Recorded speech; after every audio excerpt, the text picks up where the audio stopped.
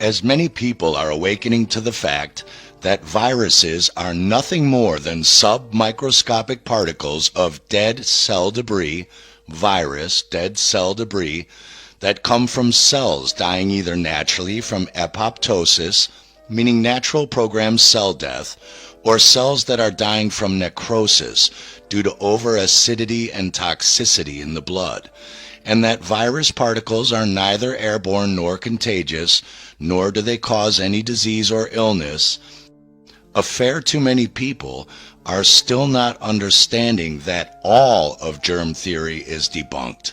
This includes bacteria, fungus, and mold. There are no such thing as contagious bacterial infections any more than there are contagious viruses. Both are in the realm of leprechauns and unicorns. Viruses are simply dead cell debris. This is a dying cell, and these are viruses, the debris from the dying cell. And bacteria and germs are simply dead cell debris eaters. These bacteria are simply the body's janitors. Their job is to eat and remove this dying cell's viral debris and transmute that debris into fuel and energy without photosynthesis. As we've pointed out in several previous films, Dr. Fraser of Canada and Dr. Powell of California have experimented with billions of germs of all varieties, that includes all known bacterial forms, but have been unable to produce a single disease by the introduction of germs into human subjects. Dr. Waite tried the same for years to prove the germ theory, but he too could not do so.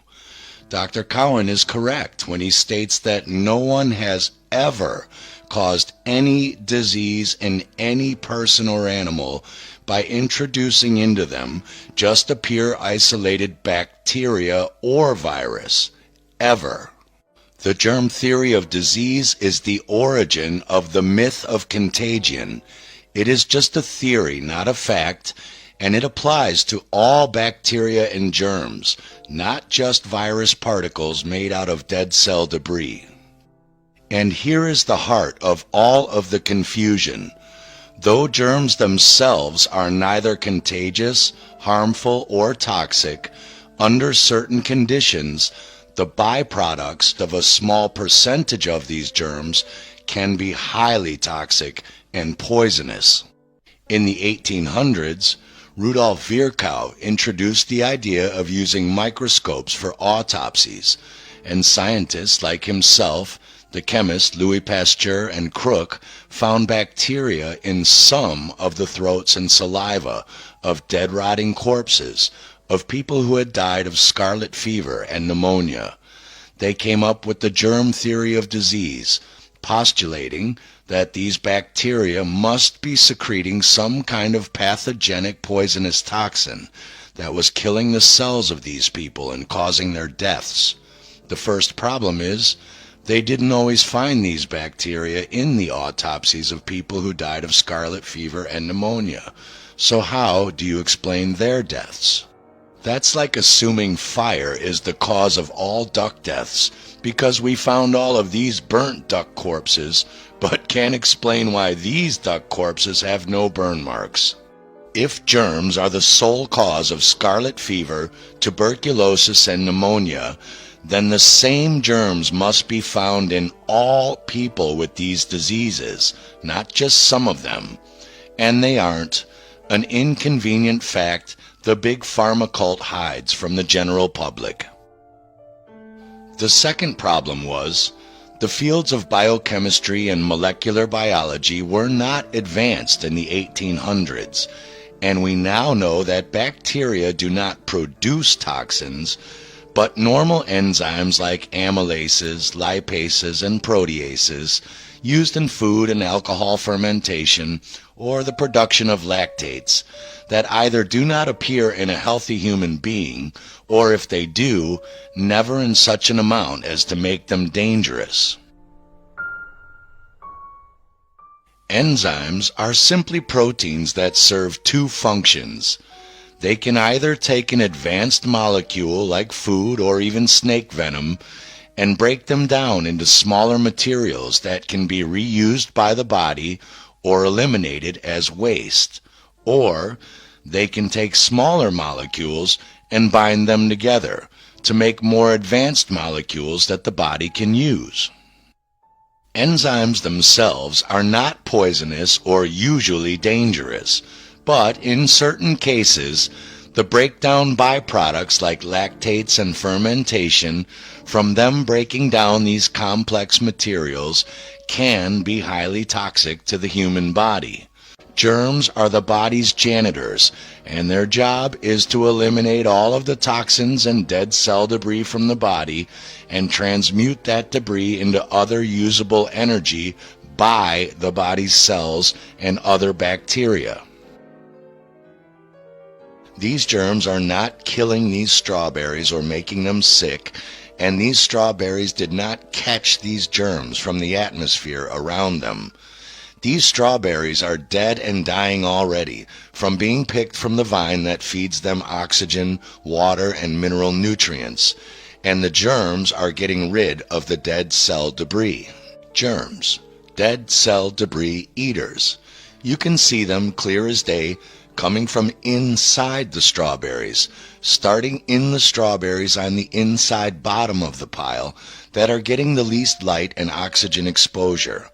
If the bogus germ theory were correct, the outside strawberries would be exposed to contagious flying unicorn germs first, and the inside bottom ones would be the most protected and obviously the last to mold. Germs come from inside of the organism.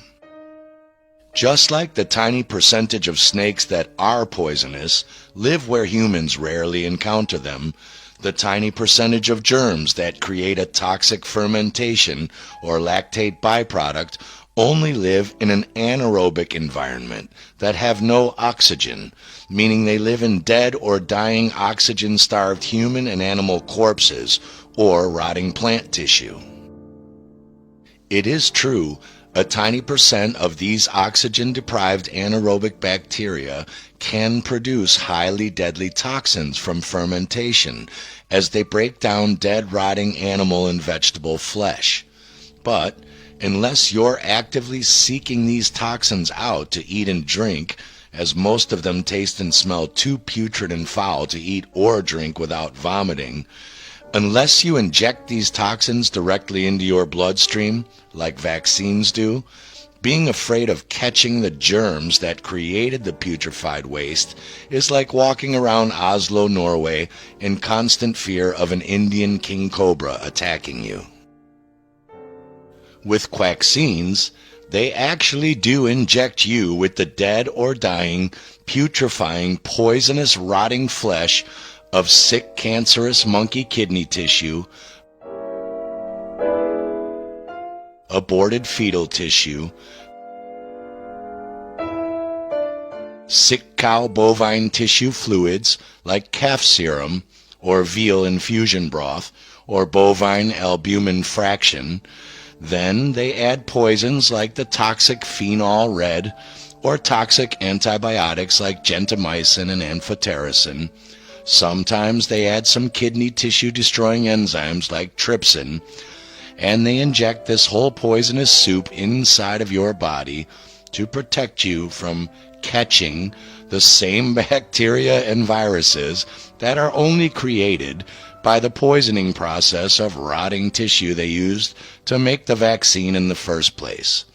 You could also go inject a turd from your toilet into yourself and achieve the exact same result as any vaccine will. Not immunity to any bacteria or viral dead cell debris, but severe toxemia. There are thousands of causes of toxemia and tens of thousands of expressions of that poisoning we call symptoms or dis-ease. But germs and dead cell debris viruses are not one of those causes.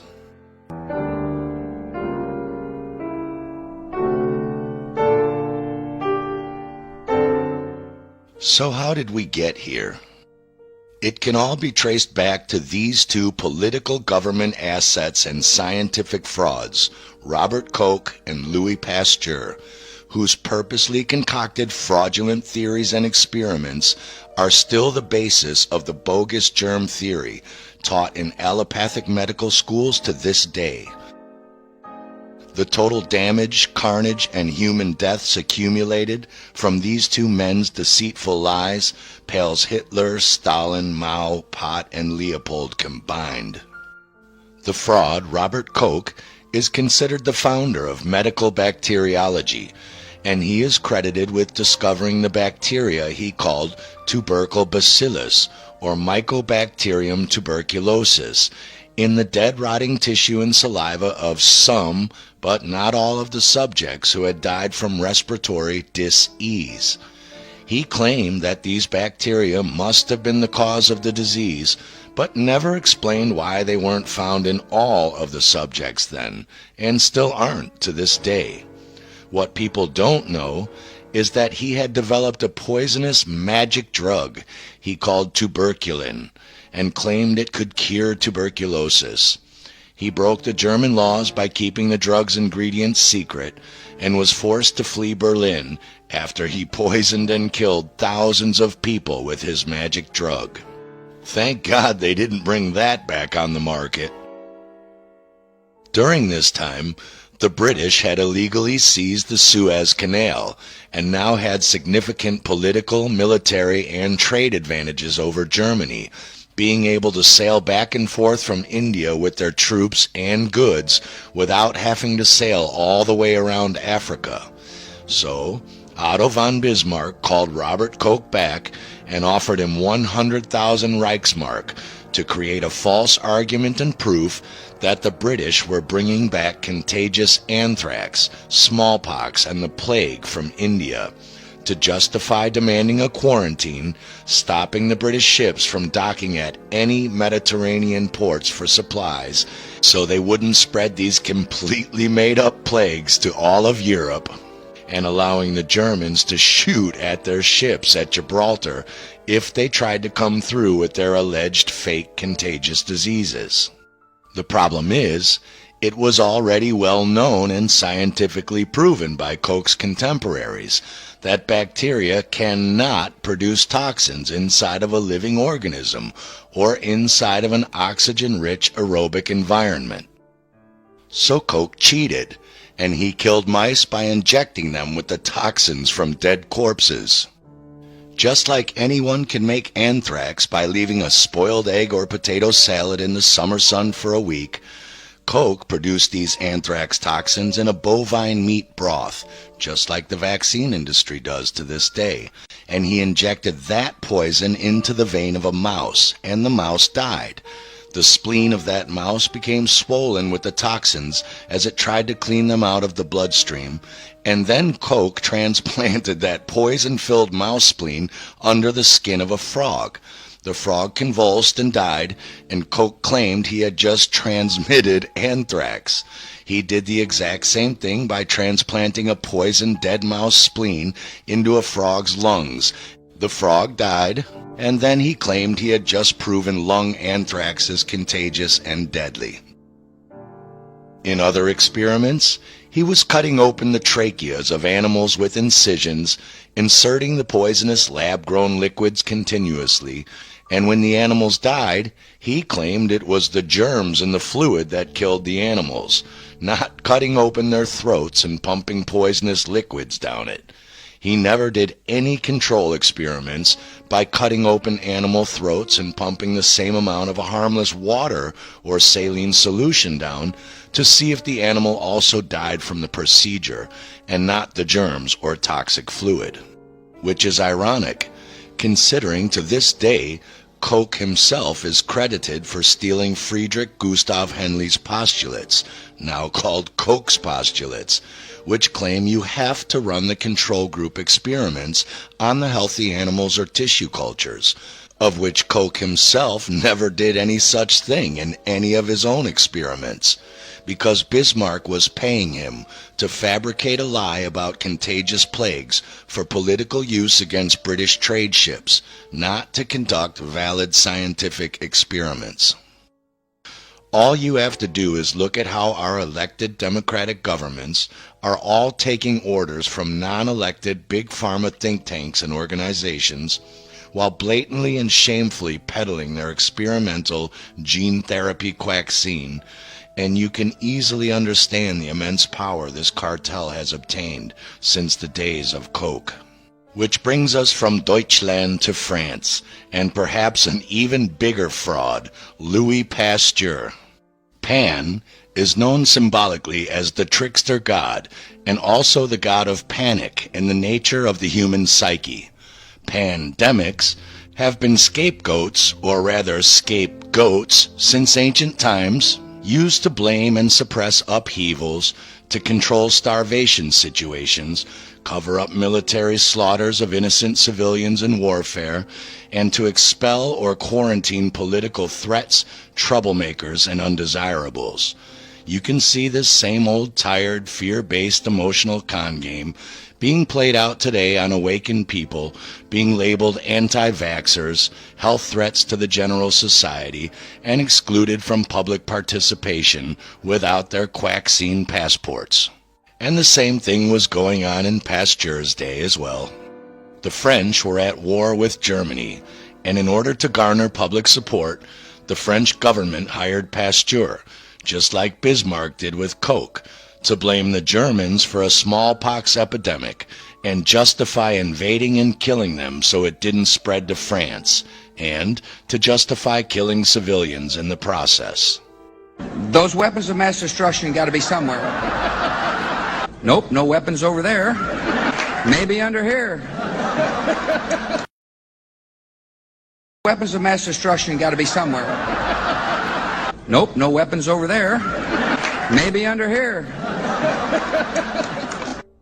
Unfortunately, Pasteur already knew from the works of his contemporaries, like Claude Bernard, Antoine Béchamp, and Max von Pettenkofer, that bacteria cannot and do not cause disease in living organisms. So he came up with the idea of a virus. There must be tiny invisible microscopic particles that cannot be seen under the microscope that are causing the disease, not the bacteria themselves, perhaps emitted by the bacteria. It's very hard to debunk a theory about something you cannot see or even identify if it exists or not. Pure evil genius. But how to prove contagion of this mythical invisible virus particle and that it causes disease? As we learn from Pasteur's private diary, finally translated and released by Princeton University in 1993, Pasteur simply cheated.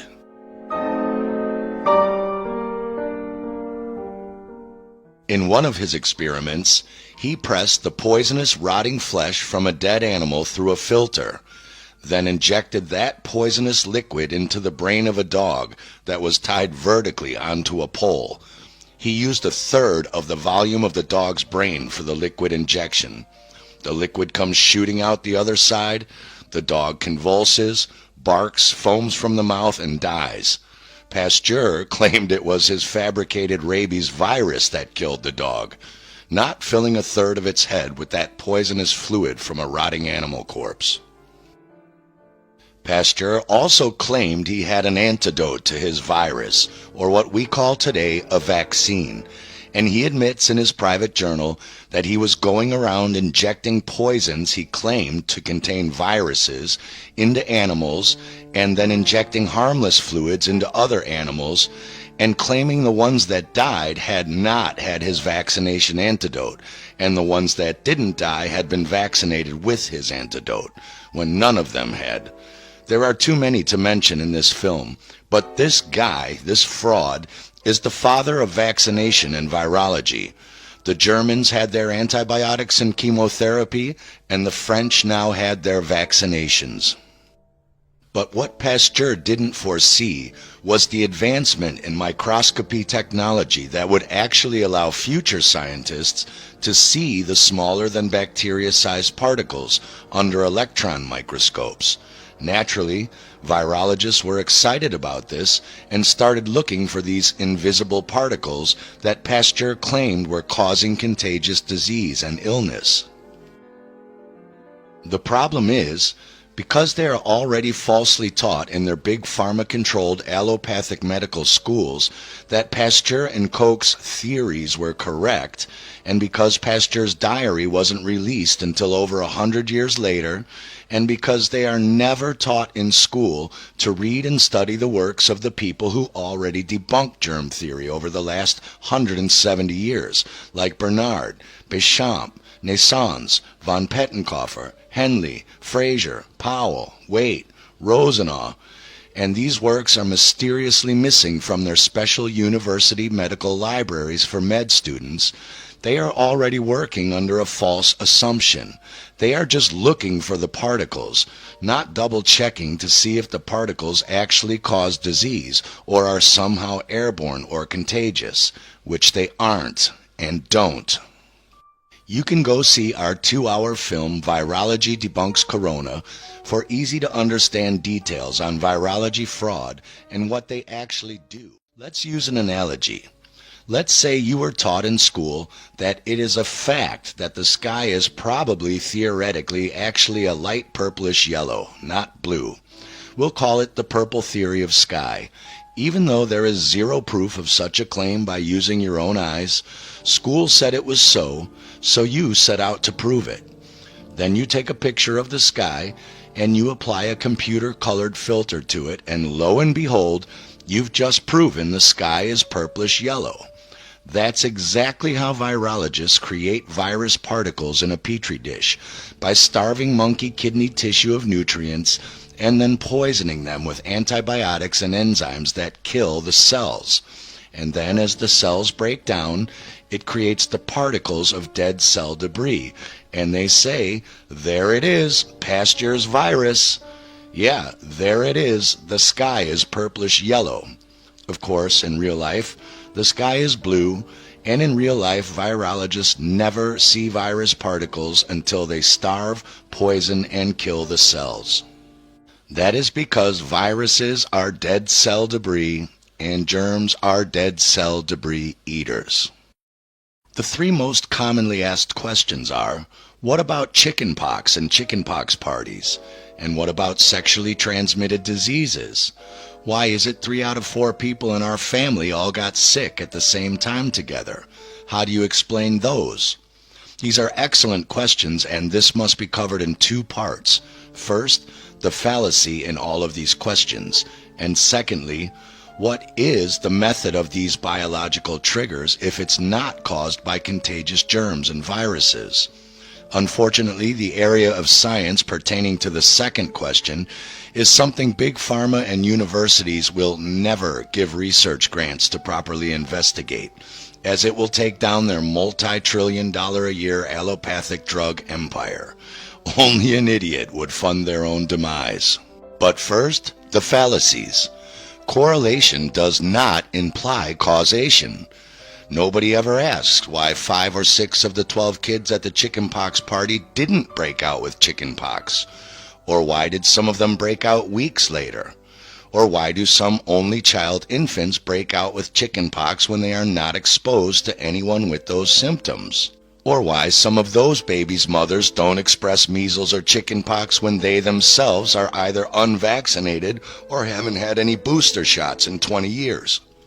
Nobody asks why it is that some sexually promiscuous people who have herpes or genital warts have unprotected sex with a dozen partners, and only a few of those partners break out with their own symptoms, and the other 10 walk away with a smile on their face. Why don't they all catch it? Nobody asks why it is that the 4th family member is totally fine and healthy, while the other 3 seem to get sick together. Why isn't the entire family sick in every single case? And more importantly, why is it that some of the kids who attend a chickenpox party do break out with pox themselves shortly after? Why is it that some of the sexual partners do break out with some kind of herpes or warts after sex, with a person expressing that dis-ease themselves? And why is it that 3 out of 4 family members all do seem to get sick together?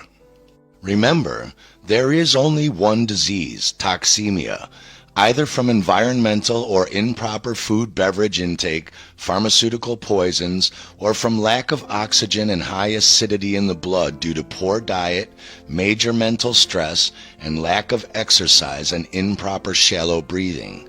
And that's what happens in the cases of these families, and there are too many examples to list. But the families share the same environmental toxins, products, crappy acidic nutrient-devoid diets, and similar stress causes, often from each other. But one of the family members is doing something differently, is less stressed in their nature, eats raw, uncooked foods more often, drinks bottled water, uses less toxic hygiene skin and shower products, or eats foods and snacks that don't touch toxic dish detergent, plate, and glass residue, doesn't eat sugar and chemical-filled junk food and candy, or drink acidic sugar-filled beverages, doesn't take pharma products, isn't home as much as the others. You get the idea. Basically, they have less toxemia, more alkaline pH, less stress, and more oxygen. Many families get sick because they don't open the windows and let bad air out and fresh air in for a few hours every day during the winter because it's cold out, or in the summer because they have air conditioning. Remember, the human breath exhales over 3,500 compounds, many of which are toxic, and if you don't air them out, you are living in a deadly gas chamber together. The nurse, Florence Nightingale, was famous for opening the windows in the hospital room where dozens of sick men were sharing cots, and found that they all got better within a week to a few months. She said, fresh air is the first step to good nursing, and also found that it reduces stress levels as well in the patients. When you get sick, you are simply going through a natural emergency detox procedure as your body tries to heal itself and expel your toxic overload and dead cellular debris from that damage through your excretory organs by coughing, sneezing, burping, farting, vomiting, runny nose mucus expulsion, diarrhea, constant urination, and if you're really sick, your body will shake and fever to expel the toxins through your sweat glands in your skin. In cases of mild toxemia built up over time, various organisms do this on regular natural cycles, no different than the leaves falling off of trees in the fall and growing back in the spring. We call this cold and flu season. That doesn't mean that the body only does this during these cycles. You may not be toxic enough to need this, so you don't break out with the flu detox. Or you may have a riotous summer of gluttony and have to do this in the middle of the summer. You don't catch a cold, and the flu is not from contagious germs and viruses. It is the body's way of detoxifying itself from the poisons you yourself bombard it with. You can't catch somebody's flu any more than you can catch acne from a teenager or catch your grandmother's old age. That's why some people never get the flu. But why do the 3 family members who are toxic all get sick and start their detox at the exact same time? Well, why do the menstrual cycles of groups of women who live together and work together all suddenly change cycles and match up together perfectly? Why does one person start laughing uncontrollably on a bus and suddenly the entire bus is laughing hysterically? Is there a physical particle called laughter that is contagious? Or is there an invisible energy wave exchange triggering other people to start doing the same? Why does a negative person walk into a room and suddenly change the whole vibe of the party and completely change everyone's mood? Other areas of science, like epigenetics, are starting to find out that we are electromagnetic beings made out of crystalline living water, and that our own internal biochemistry is capable of instantly changing its own molecular chemistry and structure, not only due to what we taste, touch, smell, see, and hear, but also by our own thoughts and our own beliefs. And now, by the invisible bioelectric fields of other individuals coming into contact with our own bioelectric or morphogenetic fields through what is called bioresonance and cymatic resonance. We have known since the Cleve-Baxter experiments in the 1960s that plants change each other's biological cycles and communicate in this way, and we are now learning that we are no different.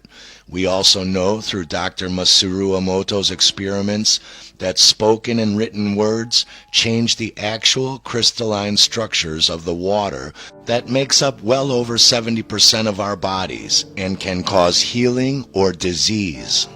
So this person is toxic and acidic and starts his detox cold or flu. He tells these people, "I hope we're not all going to get sick." And since they all believe in germ theory nonsense, these two's five senses see and hear him getting sick, coughing, puking, nose running, fevering. They smell his gaseous mouth and anus shedding of toxins and bathroom residue, and his own bioelectric field interacts with their fields, coupled with their own belief in contagion and that he will make them sick, tells their bodies it's time to start your own detoxification process, just the same as plants do. And this changes their molecular biochemistry to start this cycle prematurely, just like women's menstrual cycles syncing up. Chickenpox and measles are normally childhood growing diseases, which are basically fibrin disturbances leading to thick blood or embolus, causing swelling and skin exudations or red bumps on the skin.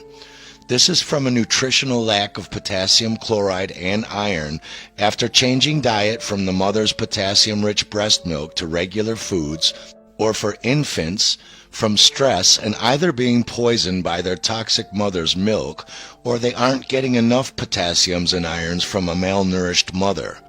So it's very easy to conceive that when one of these kids' bodies starts its detoxification cycle during a growth spurt to remove dead and dying childhood cell debris and hardened fibrin, his or her bioelectric field communicates with the children at the party that if their own body also has too much dead cell debris and hardened fibrin, it might be time to start his or her detox cycle as well.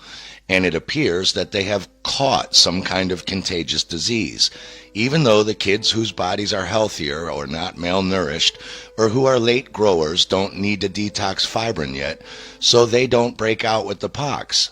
If it were contagious germs or viruses, they would all break out. The doctors and scientists obviously find the dead cell debris they call viruses in this breakdown, as well as bacteria eating the debris and fibrin, and they blame those things for causing the disease, like blaming firemen for causing fires, since they are always found at the scene of a fire.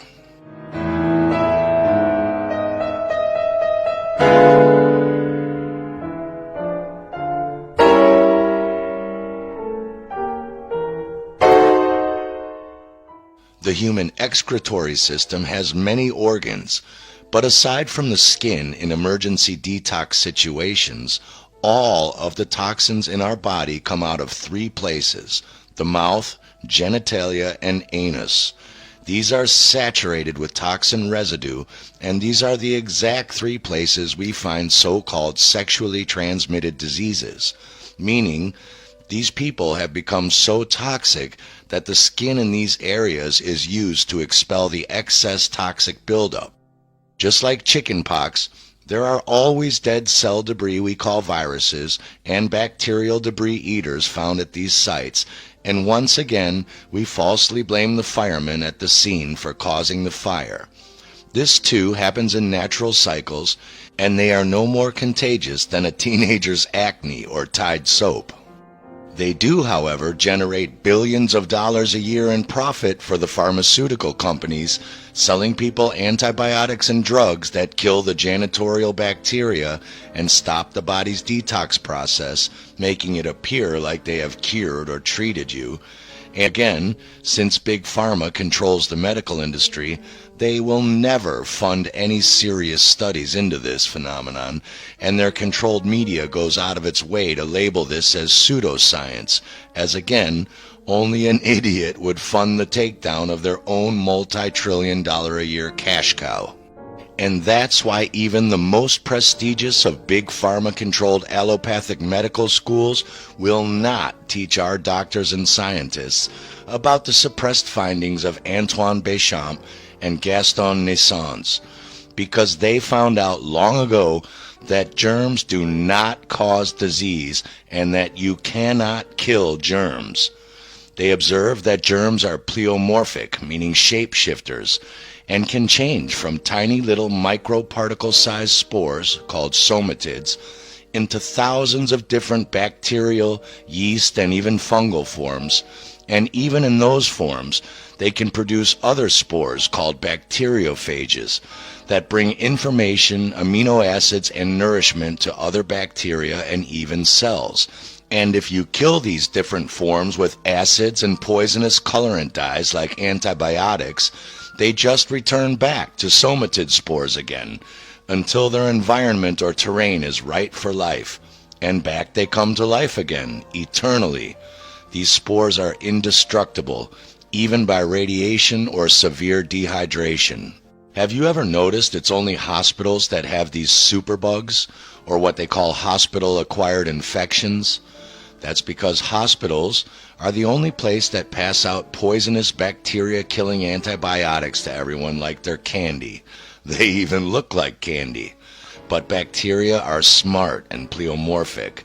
You might turn them back into spores from bacterial rod form with antibiotics, but they can come back bigger, meaner, and hungrier by changing into larger yeast and fungal forms that now become more resistant to the antibiotics, and these are what they call superbugs. They are not supposed to be inside of you. These forms are for eating dead, rotting flesh, not for eating you alive, literally. Their drugs are causing this, not nature. And because they aren't taught this in med school, they are baffled by why you get a yeast infection after taking antibiotics. You don't get a yeast infection. Their antibiotics caused your bacteria to morph into a yeast form more resistant to their poisons. You would not have them if they would just leave your bacteria alone in their normal rod shapes to do its job in helping to heal and remove your toxic or damaged tissue. But they can't charge you money for going home, drinking plenty of water, getting fresh air, and plenty of rest until you heal. Iatrogenic means death or injury caused by a doctor treating you exactly as they were taught in their medical training. It is the leading cause of death every year in the United States.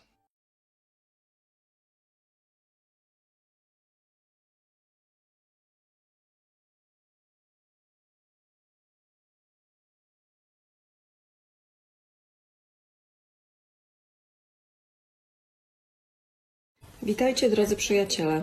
Dziś porozmawiamy o bardzo ważnym wydarzeniu historycznym.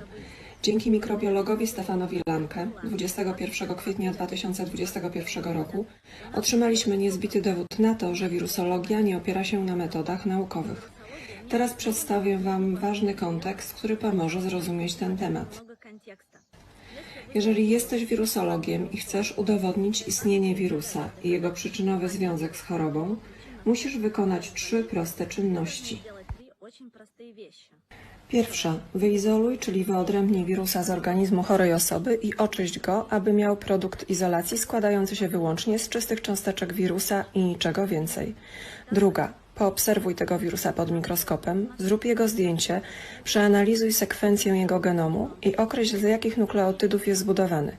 Trzecia. Przenieść oczyszczonego wirusa do innego, zdrowego organizmu w celu wywołania takiej samej choroby. Jeżeli pomyślnie wykonasz te kroki, to tylko wtedy możesz powiedzieć, że wirus istnieje i powoduje chorobę. Kiedy widzimy, że pewna liczba osób choruje w tym samym czasie, prowadzimy obserwacje epidemiologiczne. Epidemiologia niczego nie dowodzi, ani nie podaje konkretnej przyczyny żadnych schorzeń. Rolą obserwacji epidemiologicznych jest zarejestrowanie faktu, że ludzie wykazują określone objawy. Epidemiolodzy mogą również proponować hipotezy, które należy zweryfikować, aby zrozumieć przyczynę tych stanów. Epidemiologia niczego nie udowadnia ani nie stwierdza. Ustalenie przyczyny danego stanu następuje po przeprowadzeniu badań epidemiologicznych i zrozumieniu, że coś się dzieje i że ludzie zaczynają wykazywać określone objawy. Jeżeli myślicie, że ludzie chorują w tym samym czasie automatycznie dowodzi istnienie wirusa, to tak, jakbyście uważali, że szkorbut był spowodowany przez wirusa. Marynarze również zaczynali jednocześnie chorować na te same objawy lub jeden po drugim, dlatego bardzo długo wierzono, że szkorbut był zaraźliwą chorobą zakaźną, a wszyscy, którzy proponowali alternatywne wyjaśnienia, byli wyśmiewani.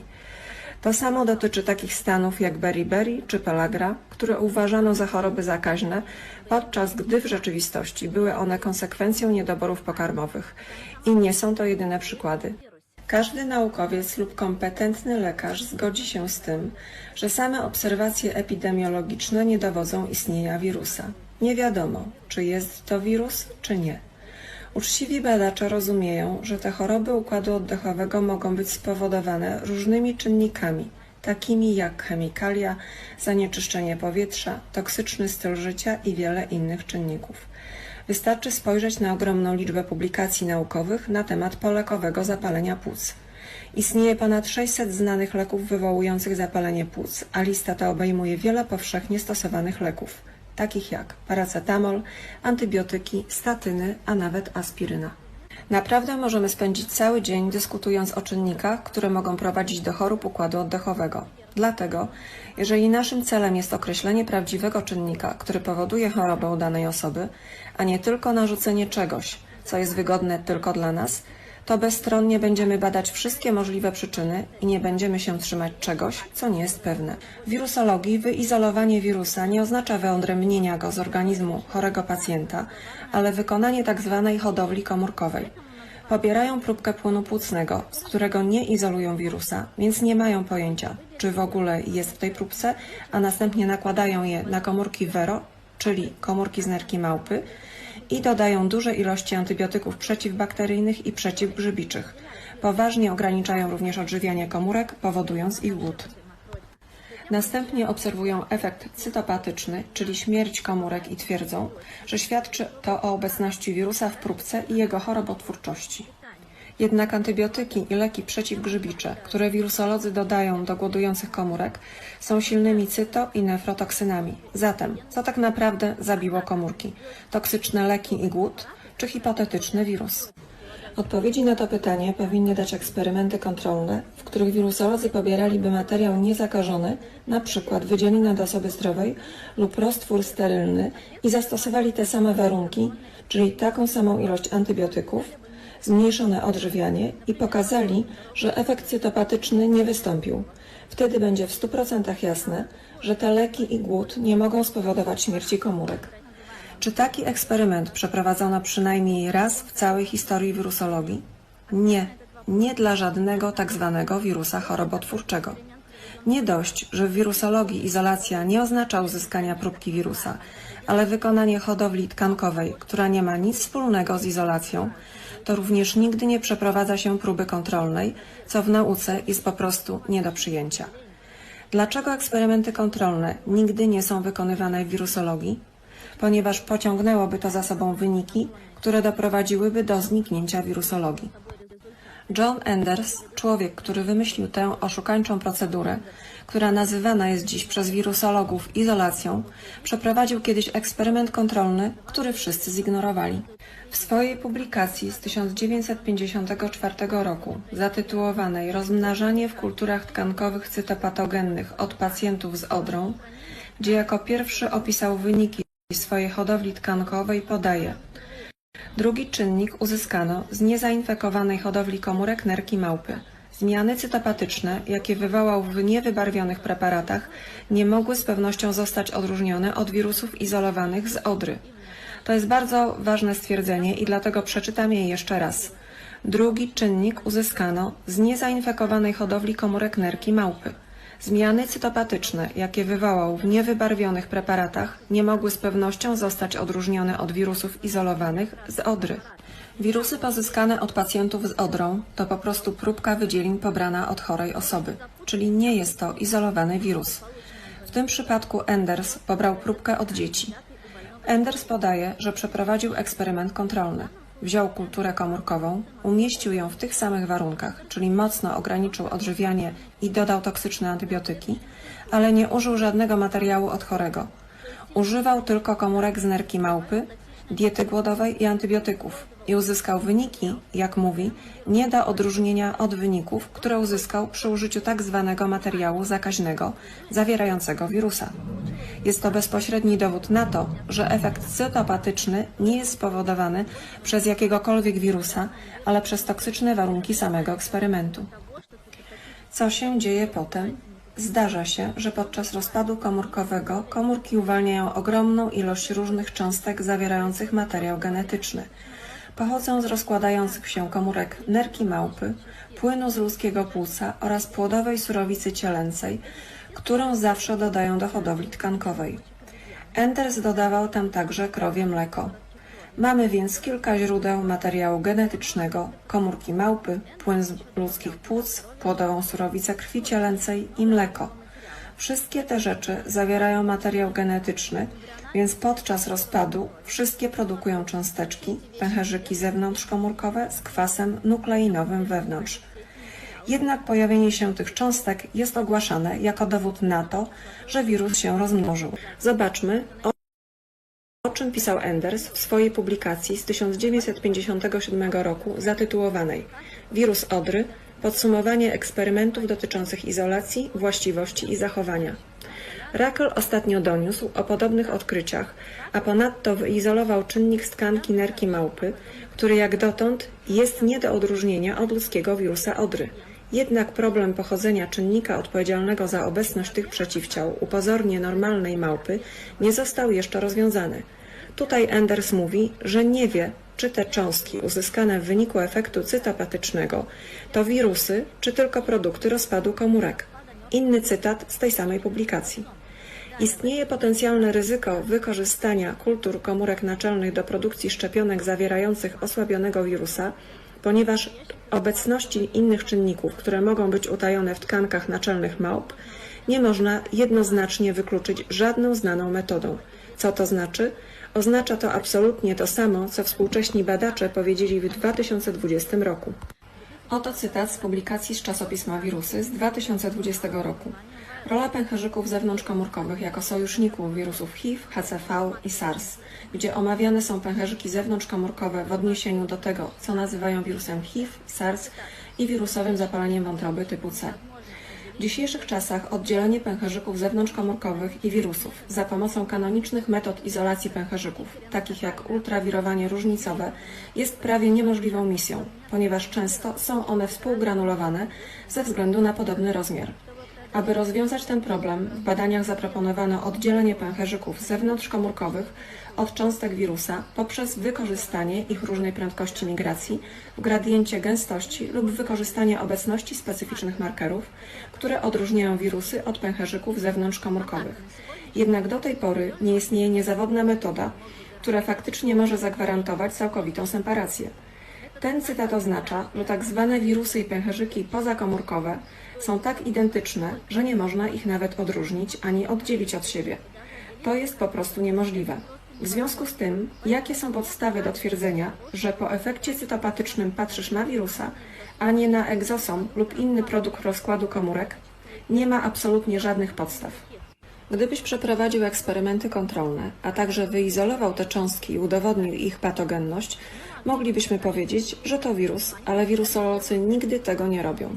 W latach 50. eksperyment kontrolny wykonany przez Endersa został zignorowany przez wszystkich, łącznie z samym Endersem, a jego procedura stała się standardową procedurą wirusologii i jedynym dowodem na istnienie wirusów. Chcę zwrócić uwagę na to, że procedura Endersa to nie tylko jeden ze sposobów, w jaki wirusolodzy udowadniają istnienie wirusa. To jedyny sposób. Od tego czasu nikt nie przeprowadził żadnych eksperymentów kontrolnych. Ale teraz nadszedł koniec tego naukowego oszustwa i jesteśmy u progu prawdziwej rewolucji naukowej. 21 kwietnia 2021 roku Stefan Lanka, niemiecki mikrobiolog, zrobił coś, czego nie zrobił żaden inny naukowiec od czasów Johna Endersa. Stefan Lanka wykonał eksperymenty kontrolne. Jak myślisz, jakie wyniki uzyskał? Takie same jak John Enders. Dokładnie taki sam efekt cytopatyczny wystąpił w hodowli komórkowej bez dodawania materiału zakaźnego, ale w tych samych warunkach, takich jak wysoka dawka antybiotyków i zmniejszone odżywianie. Przyjrzyjmy się bliżej tym eksperymentom. Oto obrazy z eksperymentów kontrolnych, które wykonał Stefan Lanka. Teraz wszystko Wam wyjaśnię. Jak widać, używane są tutaj 4 linie komórkowe. Pierwsza linia służy jako kontrola. Pozostałe 3 to linie, na których przeprowadzany jest eksperyment. Tutaj na górze możemy zobaczyć, jak wyglądały te 3 eksperymentalne linie komórkowe przed rozpoczęciem eksperymentu. A jak widać, wyglądają bardzo zdrowo. Przejdźmy więc do grupy kontrolnej. Jest tutaj napisane kontrola numer 1 CM, czyli pożywka hodowlana, kompletne, normalne odżywianie komórek i 1 dawka ABAM, czyli antybiotyki i środki przeciwgrzybicze. 1 dzień po stresie i 5 dni po stresie. Stres odnosi się do zmiany pożywki. Jak widać, linia komórkowa, która od pierwszego dnia otrzymywała dobre odżywianie i niewielką dawkę antybiotyków, pozostała zdrowa w 5. dniu eksperymentu. Nie obserwujemy żadnego efektu cytopatycznego ani śmierci komórek. Przejdźmy do następnej grupy. To, co teraz widzimy, jest bliższe temu, co wirusolodzy robią w swoich eksperymentach, ale nie do końca. Stosuje się tutaj inny rodzaj podłoża hodowlanego, DMEM, co oznacza pożywkę igla zmodyfikowaną za pomocą roztworu Dulbecco. Ta pożywka różni się od standardowej pożywki hodowlanej, ponieważ ma obniżone stężenie składników odżywczych. Następnie stosuje się 10% FCS, czyli płodową surowicę cielęcą, która służy jako dodatkowe pożywienie, ponieważ DMEM nie wystarcza do przeżycia komórek. I jak dotąd stosuje się tę samą dawkę amfoterycyny. Widzimy, że te zmiany w pożywce prowadzą do poważnych zmian w hodowli komórkowej. Nie jest ona tak zdrowa jak pierwsza. Widzimy, że komórki straciły swój kształt, nie są tak jednolite jak na pierwszym zdjęciu. Jeżeli spojrzymy na trzeci obraz, zobaczymy dokładnie to, co wirusolodzy robią z kulturami komórkowymi. Tutaj stężenie składników odżywczych uległo dalszemu obniżeniu w przybliżeniu o połowę, a następnie stężenie płodowej surowicy połówkowej zmniejszyło się z 10 do 1%. Dodatkowo zwiększono dawkę antybiotyków z 1 do 3. I tutaj widzimy bardzo wyraźnie, jak komórki ulegają degradacji i rozpadowi. Były zdrowe, ale dzień po zmianie pożywki i zastosowaniu tak dużej dawki amfoterycyny zaczęły wyglądać anormalnie i po 5 dniach zaobserwowaliśmy poważny efekt cytopatyczny. A wszystko to dzieje się bez użycia jakiegokolwiek materiału zakaźnego, tylko dzięki toksycznym warunkom, w jakich te komórki zostały umieszczone. Ta ostatnia grupa została wykorzystana do dalszych eksperymentów kontrolnych, do tak zwanego sekwencjonowania genomowego, podczas których wirusolodzy oczywiście również nie przeprowadzają żadnych eksperymentów kontrolnych, ale zrobi to za nich Stefan Lanka i pokaże, że w tej hodowli komórkowej, w której nie ma żadnego wirusa, przy użyciu ich metod możemy sekwencjonować genom wirusa SARS-CoV-2, wirusa Ebola, wirusa odry i dowolnego wirusa.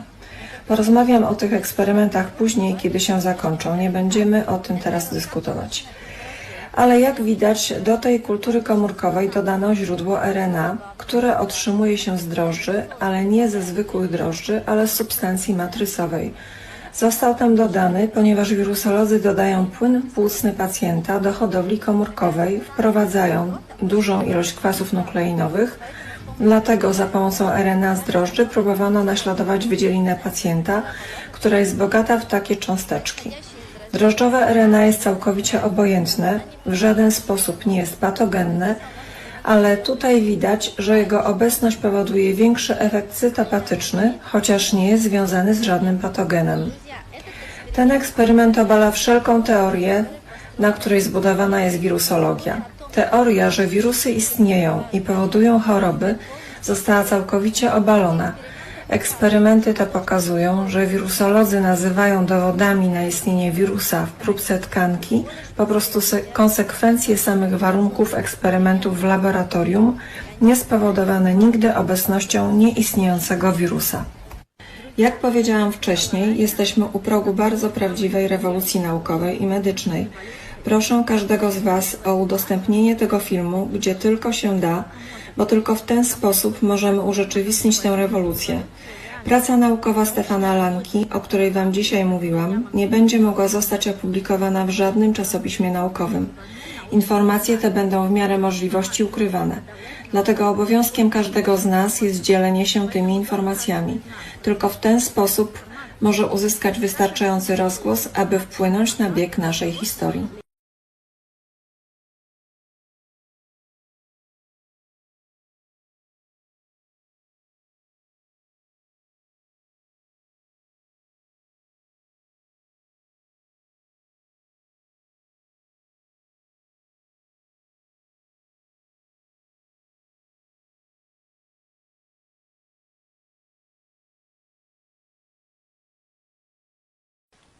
Well, conventional medicine and medical science has a real problem. And the problem is, where are these viruses? These viruses that supposedly cause all these type of viral infections, of the influenza, of hepatitis, of AIDS, of SARS, of polio, and so forth. My friends, let me introduce you to Dr. Stefan Lanka. Dr. Lanka is a German virologist and molecular biologist who received his PhD from the University of Koblenz in Germany. In the late 1980s, Dr. Lanka himself discovered a virus in a single-celled chlorella algae. And when Dr. Lanka was studying the virus, he made a very remarkable observation. He found and he observed that the virus in the algae, so that the virus reproduces itself in the algae, that the virus leaves then the algae and reproduces itself in other algae of the same kind without, and this is the point, without harming the host organism. So Dr. Lanka basically discovered that viruses do not, as assumed, harm a host body or a host organism, but that, as he puts it, viruses have instead a supportive function in the interaction of cells. And this is in full accordance with Dr. Hamer's findings, who found that microbes do not cause diseases, they do not harm the organism, that microbes also play a supportive role. And as we learned, that fungi and tubercular bacteria, they remove tissue that is no longer needed, tissue that developed during the conflict active phase, so mycobacteria and fungi remove them, and all bacteria that are not tubercular bacteria, they help and assist and support the reconstruction of tissue that was lost during the conflict active phase. So as far as viruses is concerned, Dr. Hammer has observed over and over again that our organism does not require viruses for the healing process. So he wondered, as I already mentioned before, he wondered whether viruses are in fact present in the human body. So if viruses exist, see, this is how it says on all the German New Medicine diagrams. So at this point, Dr. Hammer left it at that. And it was Dr. Lanka who provided the answer and the missing link. Viruses, so Lanka, are vital components of simple life forms. They do not exist in complex organisms such as humans, animals, or plants. While in the science of biology, algae are not considered plants because they lack the distinct organs that are typical for land plants. Based on Stefan Lanka's discovery of when he found that viruses do not exist in humans, he started to question the validity of the HIV. And he started to reread the scientific literature that was available to him. While him being basically in the field at this time, he was actually lecturer at the university. So he was starting to reread the scientific literature concerning the HIV.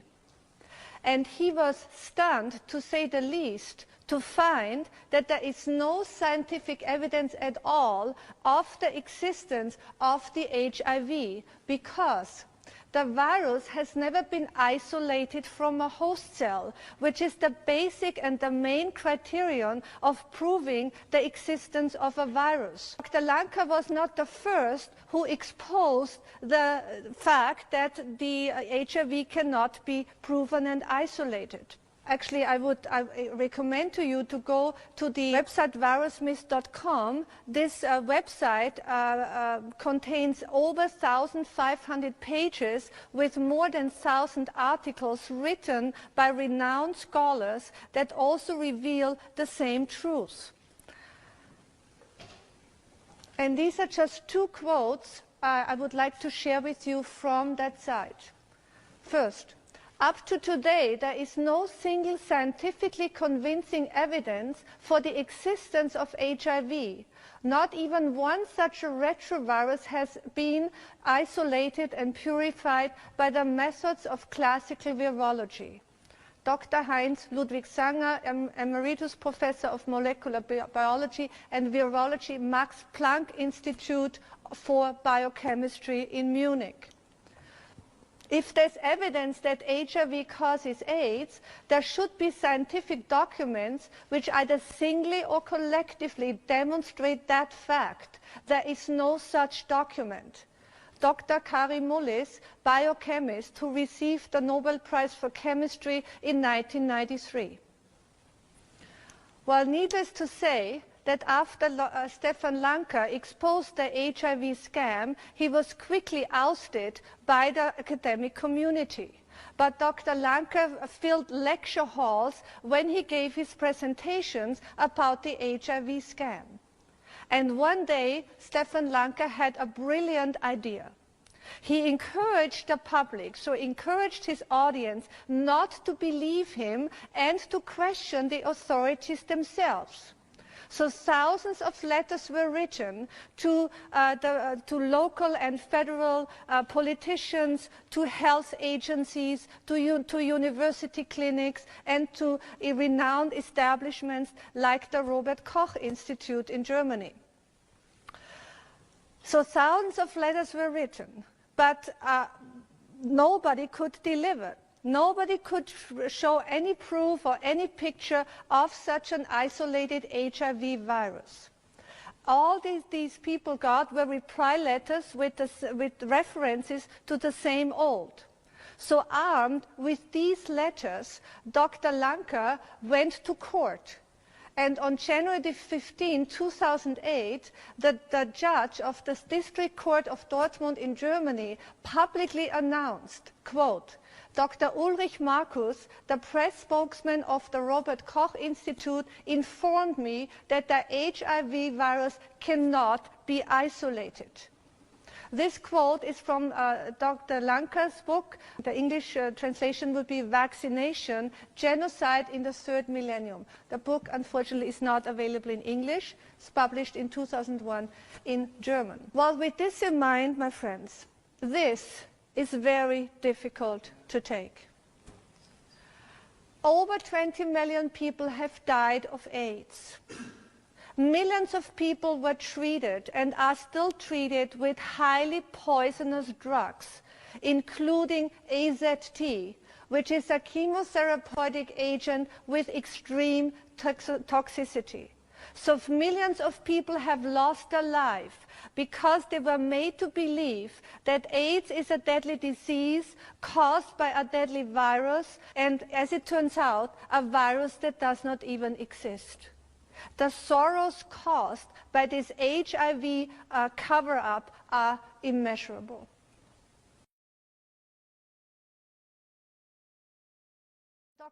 Dr. Lanka, after he had found out or discovered the HIV fraud, he naturally asked himself whether the claim that measles, rubella, mumps, hepatitis, the flu, and so forth are also caused by viruses was also a lie.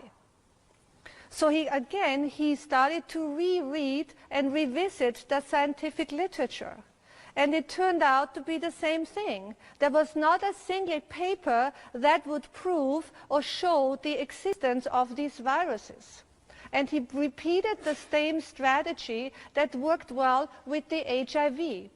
So this time, thousands of letters were written specifically by mothers who were concerned about vaccinating their children. So the mothers, thousands of women and fathers, of course, they were writing letters again to ask the authorities for proof of these viruses. And it turned out to be the same story. There was no evidence of a measles virus, no evidence of a hepatitis virus, no evidence of any virus. And this is how the parents summarized their statement. We have been asking the authorities, politicians and medical institutes about the scientific evidence for the existence of viruses that are said to cause diseases and therefore require immunization. We have not received even one concrete answer which provides evidence for the existence of viruses for which we and our children are vaccinated. So this means that children are vaccinated against phantom viruses. In Canada, by the age of 5, a child has already received over 20 vaccinations.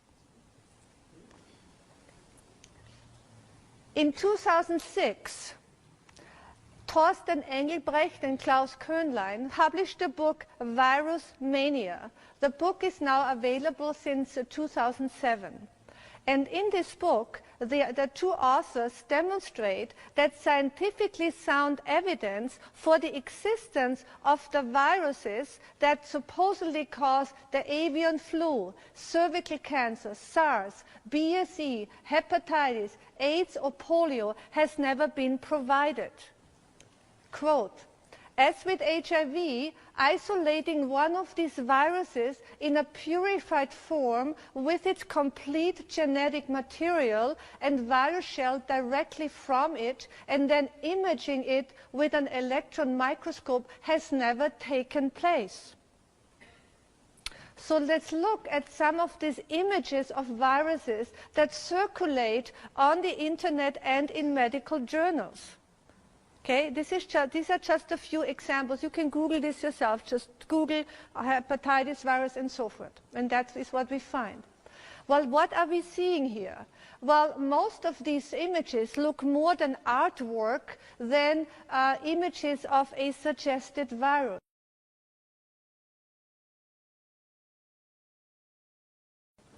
This is just a small list of the toxins, of the chemicals basically in vaccines. Formaldehyde, highly toxic, aluminum compounds, mercury, and so forth. So medical science interprets now the rise of antibodies as an immune response to the virus against the person is vaccinated. And this is, of course, obviously a wrong and false conclusion. because the antibody level does not rise as a result of an immune response, because there is no immune system to respond to. But the antibody level rises as an indication that the body is in the process of trying to heal the cell damage caused by the chemicals in the vaccine. So it is the poison in the vaccine that is the real danger for our health, and not the viruses that don't exist.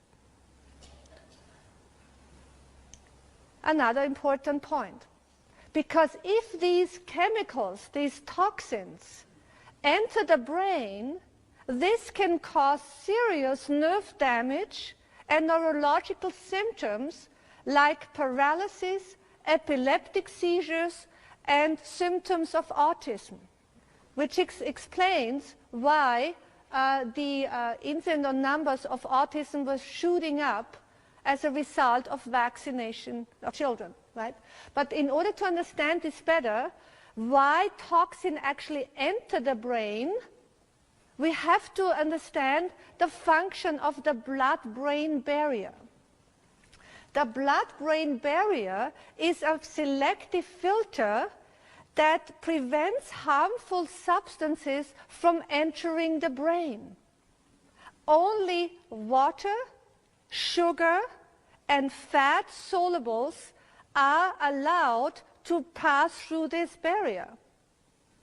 While vaccine manufacturers, they are using solvents as carriers. And it is these solvents that literally deliver these toxins and these toxic chemicals into the brain. And this is why, as we just said, for example, autism was dramatically increasing as a result of the mass vaccination of children. Such neurological symptoms can also be caused by a conflict shock, by a traumatic emotional distress caused through the vaccination itself. And I have just a little bit of a summary here for you, just to give you an idea.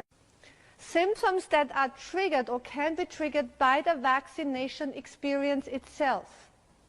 For example, I have a picture here. Look at that, what these kids go through.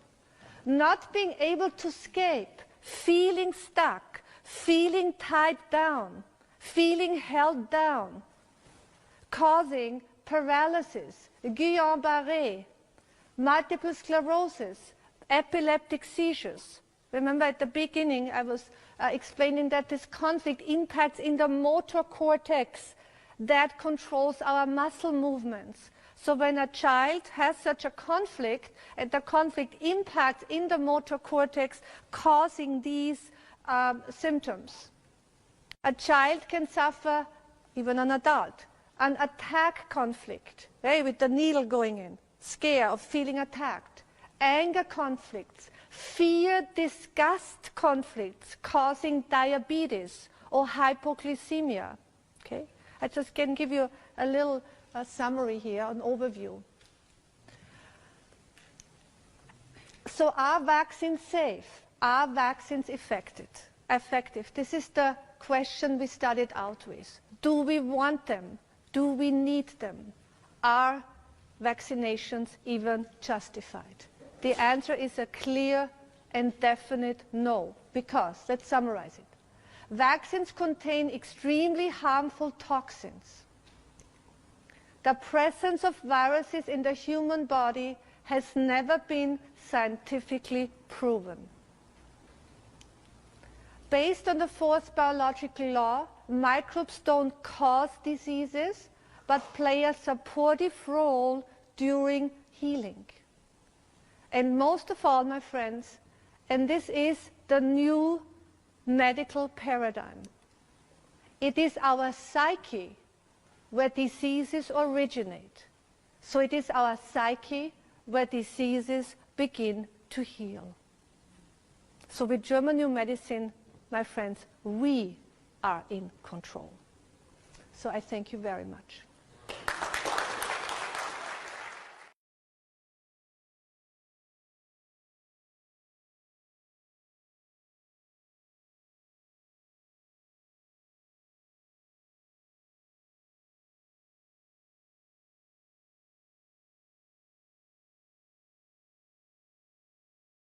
Istnieje nadzieja dla osób z AIDS. Dzisiaj wieczorem usłyszycie o tym.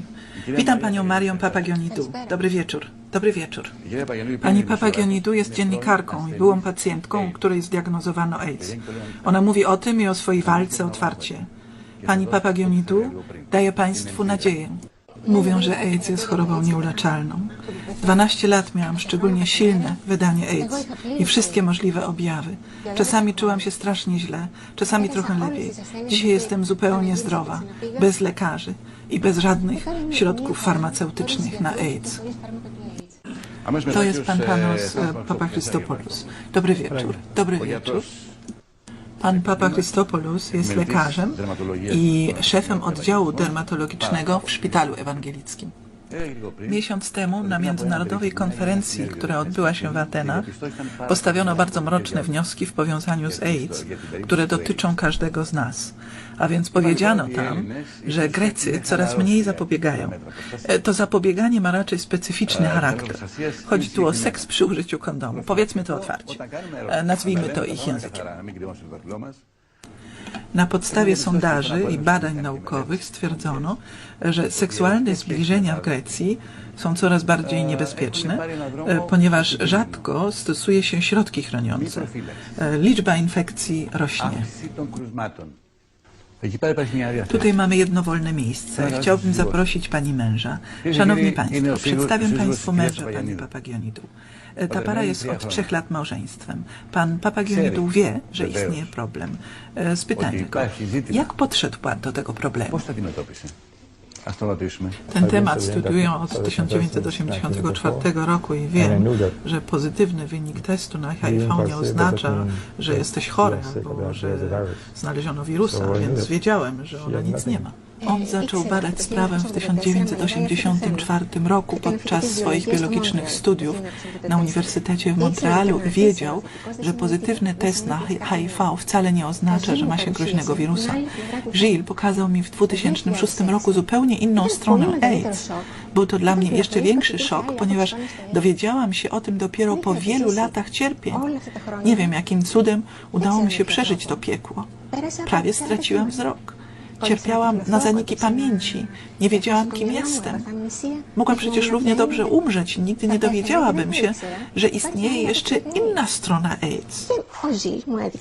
Gilles pokazał mi, że testy, którym się poddałam, wcale nie wykrywają wirusa HIV, ponieważ wirusa HIV nigdy nie znaleziono. Tutaj mam ulotkę, która pochodzi z opakowania testu z laboratorium należącego do firmy Abbott. Dr Gallo stworzył we współpracy z tą firmą ten test na przeciwciała. Po wewnętrznej stronie ulotki, znajdującej się w opakowaniu tego testu, czego nikomu się nie pokazuje, tutaj powiększyliśmy ten ważny dla nas cytat, jest punkt wrażliwości i toksyczność. Tutaj czytamy.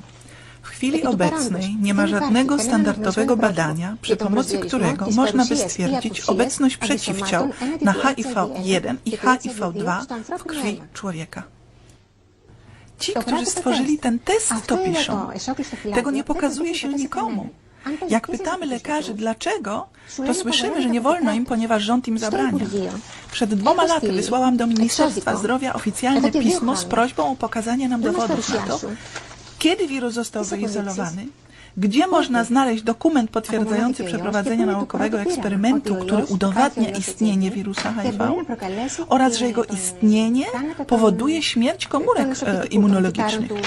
I jeżeli istnieje, to gdzie znajduje się dowód na to, że powoduje AIDS? Czy chce pani przez to powiedzieć, że chcę panu pokazać dowody na popełnianie oszustwa naukowego? Pani zdaniem w przypadku AIDS mamy do czynienia z oszustwem naukowym? Oto dowody. To jest moja książka przetłumaczona przez Janine Roberts na język angielski pod tytułem Fear of the Invisible. Już najwyższy czas, żeby zastopować to oszustwo. W niej znajdujemy manuskrypt pracy doktora Gallo. Przekreślił w nim wszystko, co mu nie pasowało, albo na co nie miał żadnego dowodu. Tutaj czytamy. Mimo intensywnych badań nie zidentyfikowano patogenu powodującego AIDS. Gallo wymazał to i wysłał ten dokument do opublikowania magazynowi Science.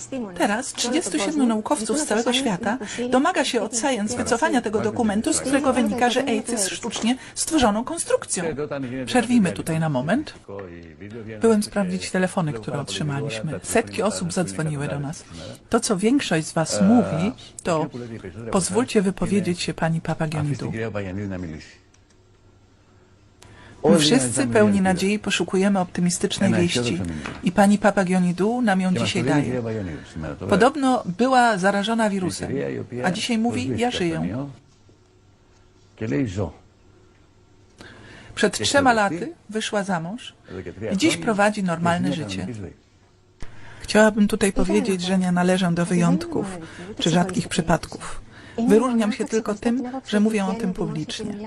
Na całym świecie są tysiące takich jak ja, którzy przestali się leczyć.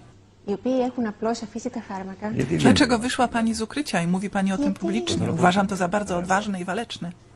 Nie mówiłam i dalej bym o tym nie mówiła, gdybym nie miała nic nowego do powiedzenia odnośnie tej sprawy. Ale odkąd wpadły mi w ręce te dokumenty, nie mogłam dłużej milczeć. Mówisz sobie, to niemożliwe i chcesz się podzielić tym z innymi. Jesteśmy przecież ludźmi. Powinnam trzymać te dokumenty w domu?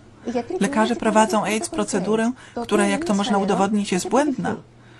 Odkąd wiem, że nie mam żadnego problemu ze zdrowiem i co potwierdzają wszystkie świadectwa, chcielibyśmy mieć z moim mężem dziecko. Ale ponieważ kiedyś stwierdzono przy pomocy testu niewykrywającego wirusa, że byłam pozytywna, to moje dziecko po porodzie będzie 40 dni dostawać AZT. Mówią, że zmniejszyli jego toksyczność, ale chodzi tu o trujące specyfiki dla pacjentów z rakiem. Czy ma pani normalny kontakt seksualny ze swoim mężem? Absolutnie normalny. Bez kondomu, bez żadnego kondomu, ponieważ znamy prawdę. Wiesz, to wszystko to żyjesz, nawet jeżeli masz diagnozę AIDS. Jeżeli nie, to umierasz, a więc informuj się.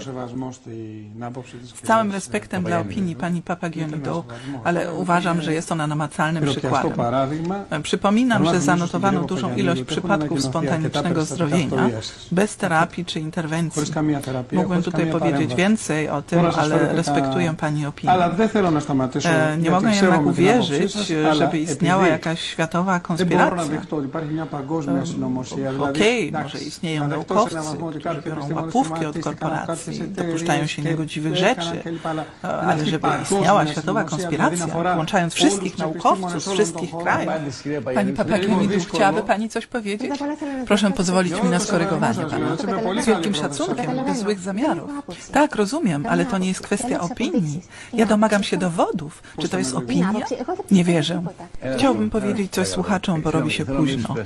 Mamy tutaj rozbieżność lub, jeżeli wolicie, fenomen. Moja renomowana koleżanka, dziennikarka magazynu Tuwima, mówi nam, od kiedy była pani zainfekowana? Od 1985 roku, właściwie od początku istnienia AIDS. W 1985 roku, to było 24 lata temu, była zainfekowana wirusem powodującym AIDS. W oparciu o wynik testu, tak, pani jest pozytywna, tak, będzie pani chora, ale ona żyje. Wyszła za mąż przed 3 laty. Ma normalny kontakt seksualny ze swoim mężem, który nie jest zainfekowany. I mówi, ja żyję, jestem zdrowa. Powiedziałbym, że ona stawia na głowie całą metodologię medyczną. Jeżeli Ministerstwo Zdrowia nie pokaże nam dowodów na istnienie wyizolowanego wirusa, to nie ma podstaw do leczenia niemowląt. Nie poddam mojego dziecka jakiemuś leczeniu z powodu czegoś, co nie istnieje. Przejdźmy do podsumowania. Poprosimy każdego gościa zaproszonego do studia o swoją opinię w tej sprawie. Pani Papagiannidou, chciałbym zakończyć pani wypowiedzią. Osobiście chciałabym zapytać... Proszę chwileczkę zaczekać. Tak, poczekam. Mam dla pani wielki szacunek i lubię panią, ponieważ jest pani odważną osobą. Proszę uważać na to, co pani powie. Będzie to konkluzja naszego programu.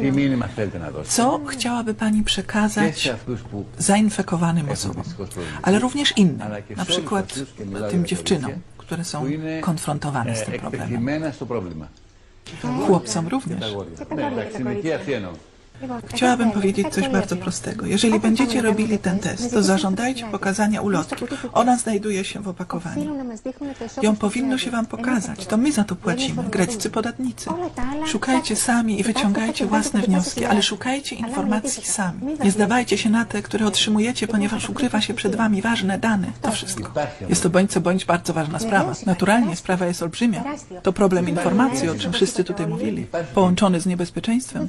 Naturalnie tutaj tkwi niebezpieczeństwo. Jeżeli tylko raz masz pozytywny wynik testu, to tracisz grunt pod nogami. Twoje życie rozpada się na kawałki. Domyślam się, że chodzi tutaj pani o medyczne podejście. Dokładnie. Mam tu ze sobą przysięgę Hipokratesa, która mówi: nie podam pacjentowi śmiercionośnej trucizny.